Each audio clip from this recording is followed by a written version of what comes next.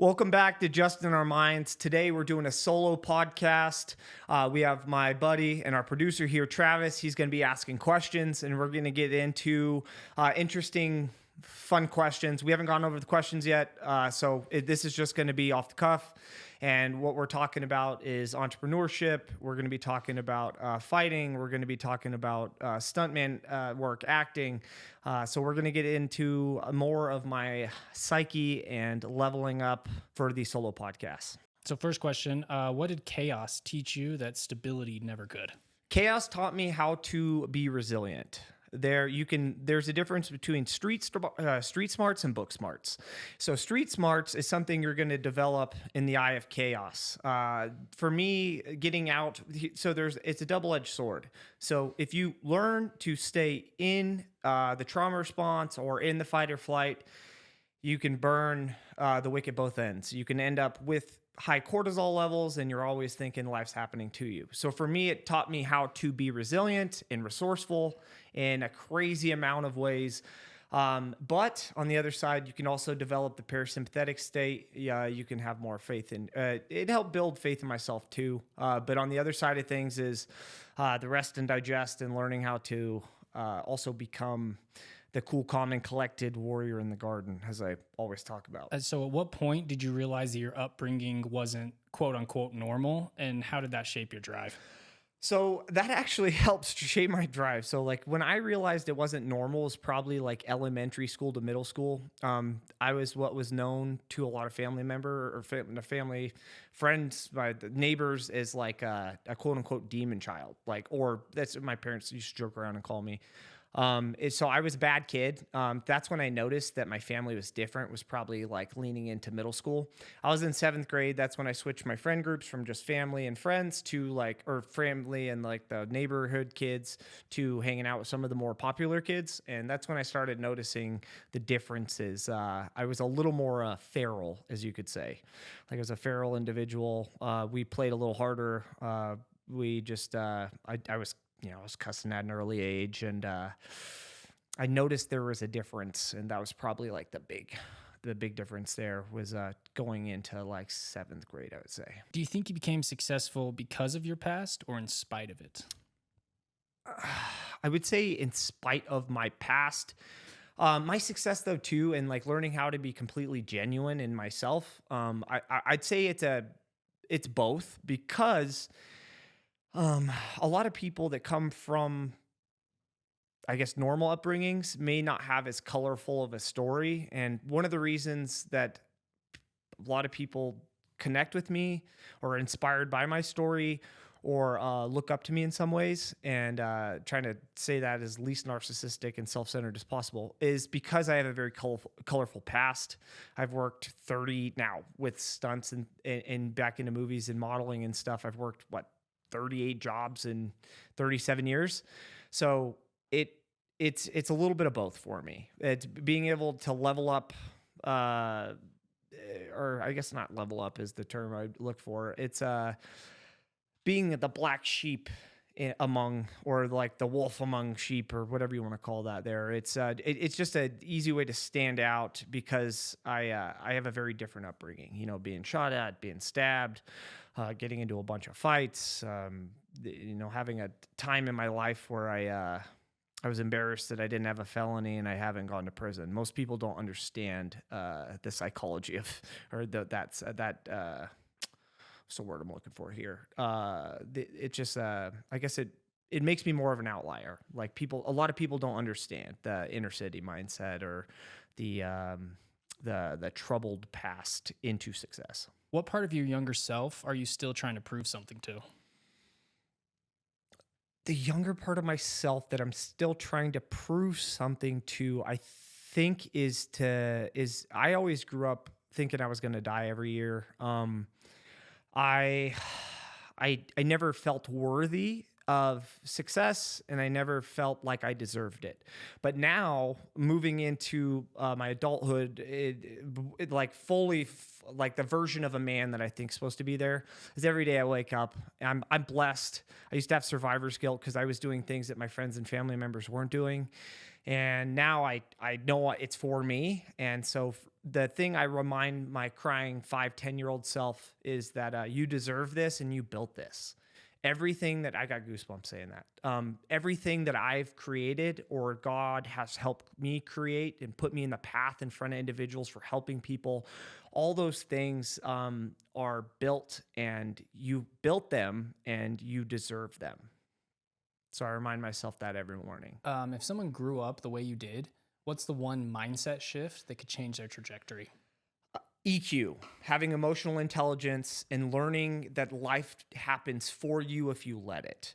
The grass is only green where you water it, and you have to change your environment and learn how to become aware. If you can become aware and see, not just see the red cars every day and kind of see the horizon and understand that everything from your past that you grew up into was helping shape a stronger individual, and you don't lean back into the vices or the trauma response, the way your body and your mind wants to respond. So I would say awareness and shifting the mind from like a poverty mindset to a growth mindset, which can be super hard and demanding. How's it going, Justin, our Minds fam? So we have another sponsor I'm pleasure to talk about. It's the Mountain Barber Company in South Jordan, Utah. As you can tell, I don't even ask him what to, or like, I don't even say like, hey, what to do anymore. I just trust Josh, the whole team there. They're amazing. You can go to any of those barbers. It's going to be tapped in. Definitely have to book in advance some of the time because they're in high demand.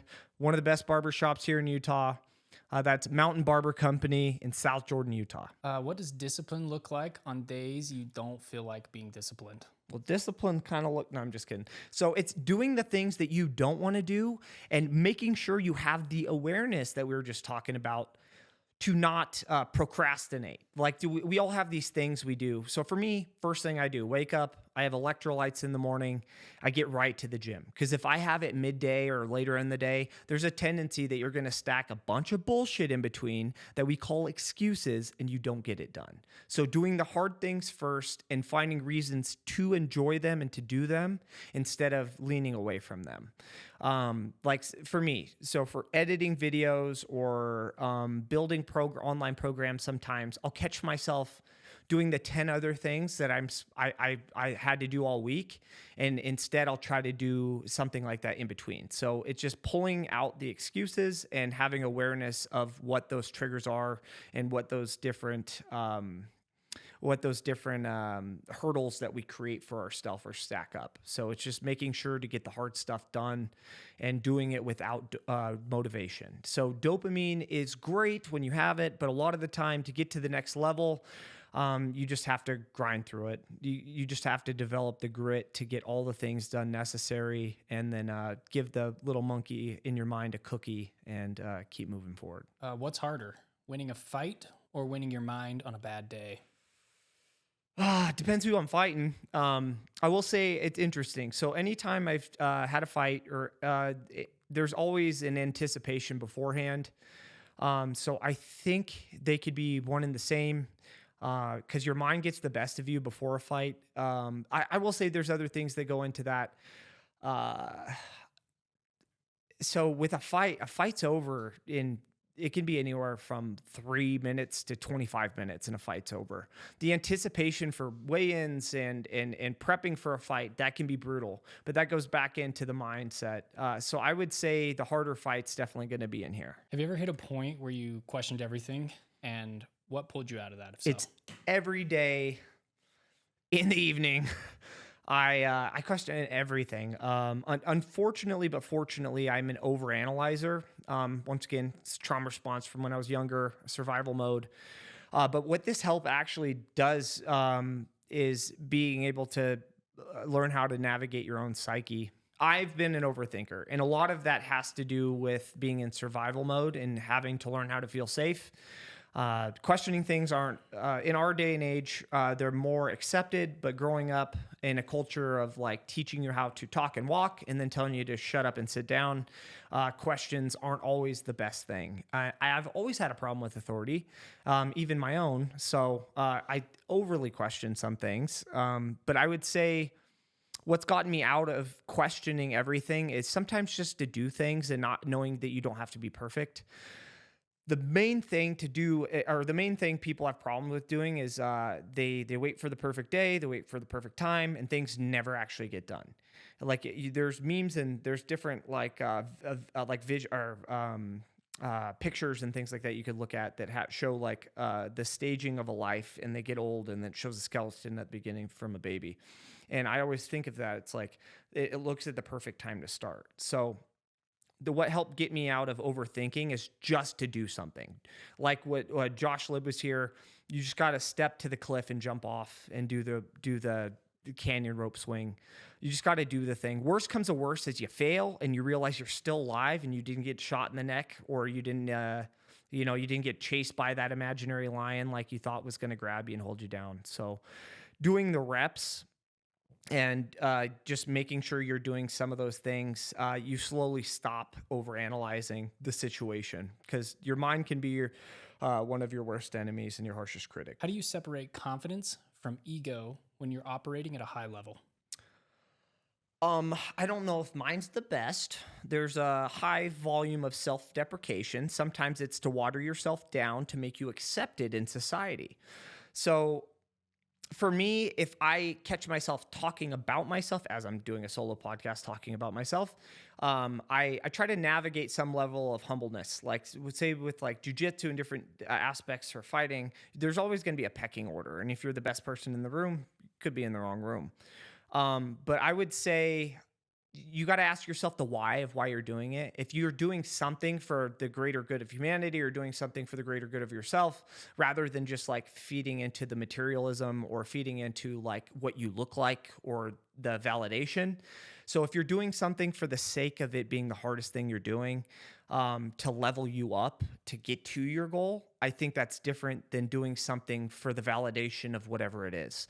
It's like the difference between, and this is, it's the difference between like giving a homeless man $10 or filming yourself giving a homeless man $10. So I think you have to break it down into the why and why you're doing the thing. And then if you have, and then as for being like humble in general, just know that I think it's also being able to like appreciate what you've done. Because I know for myself, I don't appreciate as much as I should. And then a lot of the time you don't appreciate the thing until it's gone. So if you can sit with yourself and appreciate what you're doing, but you can don't feel attacked if you have constructive criticism, and also don't be afraid to be vulnerable in that position. What's a belief you had at the top of your game that you no longer believe? I would just go with life's not happening to me. It's happening for me. And it's all a perspective, because you can make so many excuses. Big one for me was accountability. There's always so many people you can blame. You can blame this camera. I could blame this. I could blame Travis, the producer. But at the end of the day, it's your life. And to take accountability, mine was accountability. So to take accountability, I not even point a finger of blame, but I'll take responsibility, say, hey, I could have done this, this, and this better. It doesn't necessarily matter what that other person's doing. So I would say accountability and boundaries. What goes through your mind in the 60 seconds before a fight starts? So that 60 seconds before a fight starts, I used to joke around. It's like the cage close, you step through the ropes, the jiu-jitsu tournament, the boxing match. Those 60 seconds for me, I mean, there's the times too early on where I'm like, fuck. But hypothetically, it's like, well, you're in here. It's you or him. It's you or them. You or her. I didn't fight any girls, but I'm just saying if there's any women listening. Yeah, so you're lined up. You did the work. We're going to see what happens. So for me, it's just navigating those waters. Like for me, it's the overthinking coming into it, but the work's done. Let's test the work. Boom, game time. What's the biggest lie people believe about fighters or elite athletes? I think the biggest lie is everybody thinks that a fighter is a martial artist and a martial artist is a fighter. So a fighter, in my aspect, they're more compulsive. They're more likely to drink and smoke and do all these things, and they're doing it to be the best fighter. But the difference between that and like a George St. Pierre, which is a pure martial artist, that's the highest caliber you can get. He does things to make sure that it's in and off season. So some people are very dedicated during a weight cut, but the second the weight cut's done, they're eating pasta, they're drinking beer, they're doing all these things. They're not in control of their mind all the time. In the cage they are, or in the octagon they are, or the ring they are, in the training room they are. But after that, they can be compulsive. They can be their EQ's low. They can be childish. And I'm not talking about everybody, but there is a tough guy bravado. So I think the biggest lie is thinking every black belt, every martial artist, every black belt, every fighter, every whatever into that realm, they're all in control of their mind. A lot of them don't meditate, they don't do these things. They're the best fighter, or they're training to be a good fighter, which those can be very red. And I used to get fighters and martial artists mixed up. Martial artist to me is somebody that practices the craft. They worry about the form and the technique, but they're also they level up in every aspect of their life. So they care about their nutrition, their sleep, they're kind to other people, and they don't treat their life through the victim's eye. And they understand, and once again, they have the awareness of navigating their life from more of like a calm Zen perspective too. Have you ever been more afraid outside of the cage than inside of it? Oh yeah, 100%. I think my fear of failure translates. It's less now, but I think the most scared I've ever been is on stage in front of like 3,000 people. That was nerve wracking. And then apparently, if you're texting and driving, you look up, there's a car in front of you. That's pretty scary. Yeah, it's gonna make your butthole pucker. Um, but yes, I think outside is because you know what's in front of you for a fight. You know the person, you know how to train for it. But if you have these outside experiences, or for me, the ketamine, that was scary. Like that's a real thing that was outside the cage or the octagon or the ring, like something like that's huge. So I think outside of a physical fight, because there's multiple ways it's going to go down, but there's a winner or a loser. But outside of that, you can think you are a loser, or you can think these things are going to happen that never do. So you're never going to be able to grab onto that imaginary lion. There's no way you're going to wrestle that one, because it's always going to get bigger and stronger unless you're able to navigate those psychological triggers. What loss taught you more than any win ever could? The loss of my freedom. So the loss of my freedom, that can come from debt, that can come from self-sabotage is a big one. If you don't truly believe in yourself, or you have this illusion of who you are based through your ego and this hard shell version of whoever you are, then failure hurts so much more. And the biggest thing I think a lot of people struggle with is or at least I should say I could struggle with, is the fear of regret, or living through regret, not living up to your full potential. That is so much worse than any fight or anything like that I could ever be in. Is like continuously self-sabotaging, leaning into complete chaos because that's what you're comfortable with, knowing and hearing what your potential is, but never living up to that and always making excuses of why it didn't happen. How do you recover mentally after a public failure? How do I recover mentally? Prior, I would make excuses. I would repeatedly lash myself internally until the wound was so deep that you would mentally shut down. You'd avoid whatever it was again, and just like I said, make excuses. And then you just constant avoidance. But failures now, which happen a lot, especially if you're in the public eye, I look to it how I could fix it, or not even fix it. How can I level up now that it happened? So you learn from the mistakes, and then just try to navigate the waters of what you're gonna, or like navigate the waters and look at that compass that you have, and try to figure out how to learn from the lesson, because failure is only failures if you there's no lesson learned. How does stepping into a character change how you understand yourself? I think stepping into a character is fun for me because, well, we play characters every day. We play the character of the producer. We play the character of the video game player. My nephew's on FaceTime over here right now, so shout out to Dre Dog. He said, but yeah, so we play characters. I think people play characters at work. Doesn't mean you're not a genuine person, but that's what that started for me. Other than accents and doing different like voices, it gives me a chance to be or try out somebody else or something else and test my ability to tap into a different type of flow state.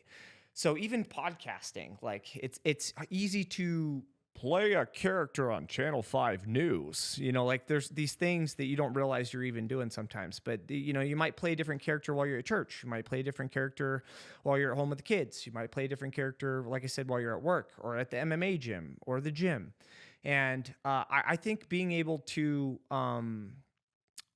express yourself at your full creativity without feeling like an idiot, dancing in front of people, all those things are huge for developing, for one, characteristics, pun intended there, but also being able to express and understand yourself on a deeper level. Do you ever feel like you're performing in real life the same way you do on screen? Every fucking day, I catch myself getting into the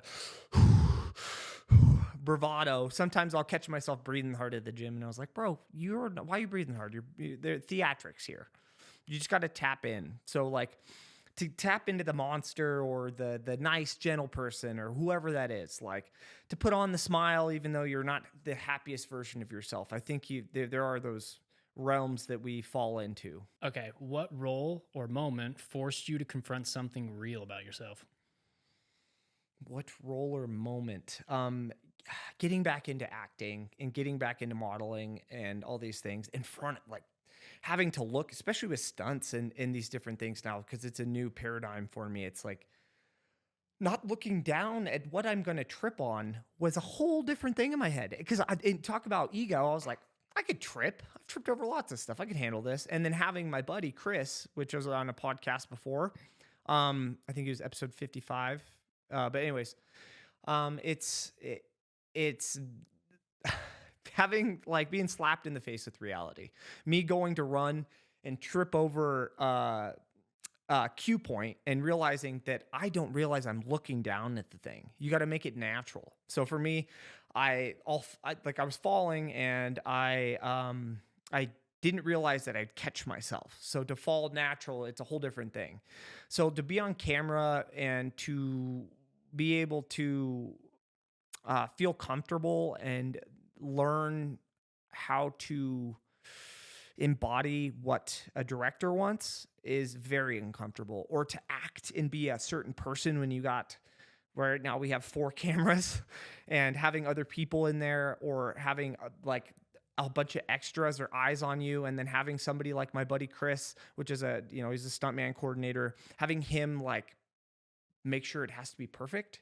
That's a very interesting way to play. So you have to, like, that for me is one of my biggest hurdles. I used to not be able to speak in public. 5-10 years ago, I don't know if I could have ever done this. I would go brain dead.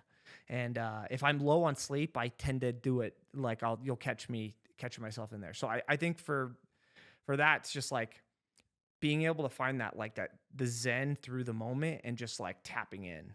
Because if I don't do that, then your mind can get the best. Yeah. How do you stay authentic in industries built on perception?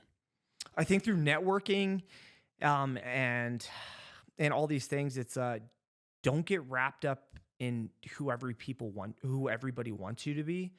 Just stay focused on who you want to be as a person and who you are. And learning who you are is always going to be an evolution, and it should be. So it's reminding myself before I go into a room of who I am and what I'm going there to do. So it's so easy to get wrapped up in Rolexes and the cars and the everything out there. So just like Sean Finnegan says, when you walk through that door, treat it as a portal. You're going there with a purpose. And for me, what helps too is I pray beforehand. Says, hey, like before these podcasts, before talking to my nephews or whoever, I say, hey, speak through me. Like, let me do what it is that I need to do today for to create the greatest version of me as an individual, but to also help impact others without my ego being in there. Because if you walk into a lot of rooms, there's so much ego. A lot of people don't actually give a fuck who you are and what you're doing. They're just trying to weigh themselves against you. Like, how much better or how much worse is this person than me? So if you don't get caught up in that rat race and you learn who you really should be in this life or who you want to be. It's okay just being you. You don't have to be a something.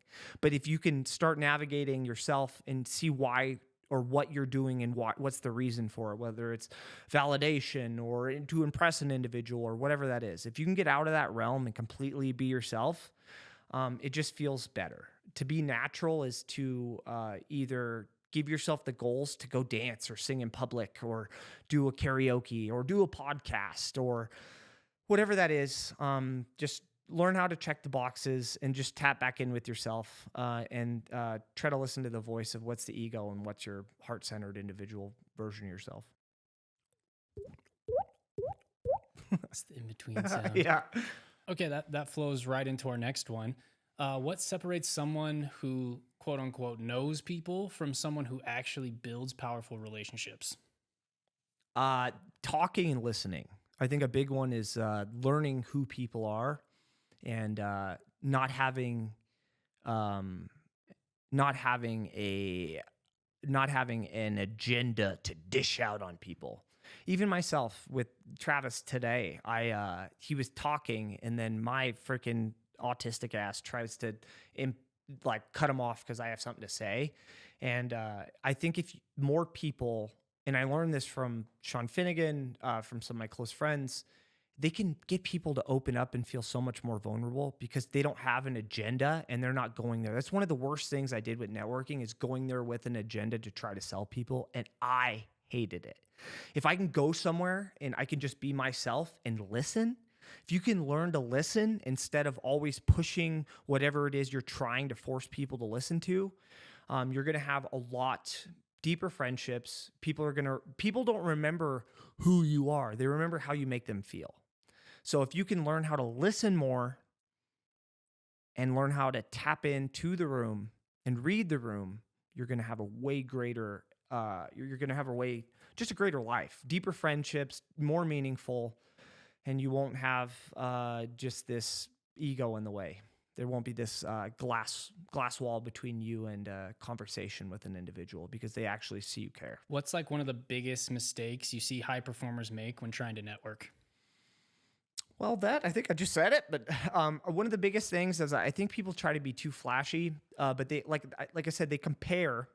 People want to know what you do and why. Really high achievers, I think, for one, they need to stop. Not all of them, but some of those high-level salespeople need to stop fucking chewing gum so fast. They need to slow the gum chewing down, lay off a little bit of the caffeine, and get 2 more hours of sleep a night. But once again, it's let people like express themselves and feel comfortable. Like learn how to navigate a conversation to where people's guard can go down naturally. There's a lot of sales tactics and things like that are so disingenuous and people can see it. Like cut down the grass and get rid of your scales and stop being a fucking snake. And treat people not as a dollar sign, treat people as people. And I think that's a big one. Have you ever leveraged a relationship and later regretted how you handled it? Yeah, in the sales world or early on, like that was something I realized I did. Even with my grandma, there was a time where I didn't pay her back $500 that I owed her, and it ate me up for a long time. I didn't realize it did. But something like that is just like, yeah, it's just, lead with core values and learn how to have core values and ethics and treat people how you want to be treated. Don't treat people how people used to treat you. What's the fastest way someone can earn your respect in a room full of high-level people? Being yourself and poking fun. Like I'm a fan of self-deprecation or don't try to sell me your cryptocurrency. The funny thing is too, now it's peptides, but I also, we're sponsored by peptides, but it's a legit peptide company. But anyways, learn to be genuine and to listen. My favorite people I meet in a room, they ask me questions and it's reciprocated. Smile and be genuine. I like good people. I don't necessarily even need nice people, because a lot of nice people, especially here in Utah, they're passive. And be the same person you are in one room that you are in another. And a big one for me is how you treat your servers at a restaurant. If you treat people like shit, I can give a shit less about you. I don't care. And then don't weigh me up by my following or something like that. Because I know some people in LA a few years back, I had people that didn't even want to give me the time of day until they realized how many followers I had on social media, this, that, and the other. So then treat everybody like they're a famous person. You know, not like trying to get pictures and stuff with them, but treat everybody like they matter. And if you could do that, you're gonna win my heart and everybody else's. So if tomorrow you woke up and everything you had built disappeared, what part of you would remain untouched? I was actually talking about this. If you can invest in anything, invest in yourself first. If I wake up tomorrow and I lost everything, but I still had me, I'm still a jacked motherfucker that can get shit done. I can rebuild everything else, and I've done that through the ketamine, through addiction, through self sabotage. I've been at the top. My version of the top at the time, and I've broken through those glass ceilings over and over again. The best thing you can do is invest in yourself, build a healthy body. If you lost your bank account, everything else, you're still developed as a person. Now, say if I lost my body and everything else too, and I woke up in a coma, that would suck. It'd be a lot harder, but I could rebuild it. And that's the thing, is like learning to have the resilience and the faith in yourself to be able to overcome hardships through trials and tribulation. So what does winning actually mean to you now compared to like 10 years ago? Winning doesn't mean winning at any means possible. I see that a lot with sales. I see that a lot with networking. I see that a lot with these high earners. Build winning now is through core values and being ethical. And it's not through tribalism. It's not through projection of making fun of people and doing all these things that I see out there. It's not. It's not feeding your ego endlessly to put yourself above anybody. For me, it's building a network of heart-centered individuals and leveling up everybody. I don't want all the money. I want everybody around me to earn a portion of that. So what's that quote? All boats rise with the tide. What that means to me is you not only, for me, I try to lead by example. And the people I love are people that are heart-centered individuals, that even that could be a convoluted statement. Like, I'm not talking about like just doing yoga and like smelling like patchouli. It's doing the hard work and making sure you do what you can for the people you love to help elevate them too. But don't put yourself, if you're a leader, if you're a domineering force, don't be a cynical king archetype. Like, don't be just like, you see a lot of these people that lead a very negatively cerebral mind, and they scale themselves up, but then all they do is feed their own ego. But in reality, then you start seeing a lot of negativity. Then you see people treating others like crap. So for me, it's just like, learn how to create a good family. Treat everybody else the way you want to be treated.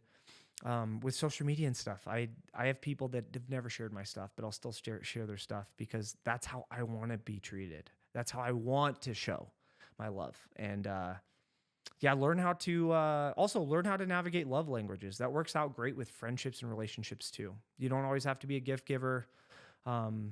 Just navigate, look at everything that you see and appreciate in individuals. Unless they're just like assholes, and maybe they look for better archetypes or better leaders to follow. But in my opinion, it's just learning how to be the best person you can, and look fear in the face. It's okay to be scared, but to be able to help your friends, family, and everything else without being a crutch for them. Okay, this last one's a bonus question. If your life story could prevent one person from going down the wrong path, what's that one lesson you'd want them to take? Learn how to build strength through the trials and tribulations. Life is never supposed to be easy. You get stronger. All those things that are scary, like I say, the greatest version of yourself lies just beyond the shadow of doubt. So if you can build resilience and you can face the fears necessary for your success, you're going to triumph because you won't make excuses. You'll self-sabotage less, and just learn to be a good person. We have so many bad people in this world. If you can learn how to take your ego out of the way and get away from the tribalism and the nonsense, learn how to be a good person as well. Thank you for listening. This is Just in Our Minds. I appreciate each and every one of you. It's been so great to hear from each one of you lately. I've been getting more messages and like, hey, I love this podcast. I have people from outside the country, Spain, and I had somebody from Spain, this lady that she was like, I've actually taken something from every single one of your podcasts. And that's super meaningful for me. And if you could, on Spotify, if you could give me I would hope for a 5-star, but if you could give me a rating, and then please, on the post, comment, share, do what you can. Even if you don't have a big following, none of that honestly matters. If you do one share, that just help boost our algorithm. And just remember, I'm not doing this for me. Hopefully I'm doing this for some of you. So remember to get out of your minds into your hearts and learn how to be the best version of yourself that you know you're capable of. Have a great day, everybody.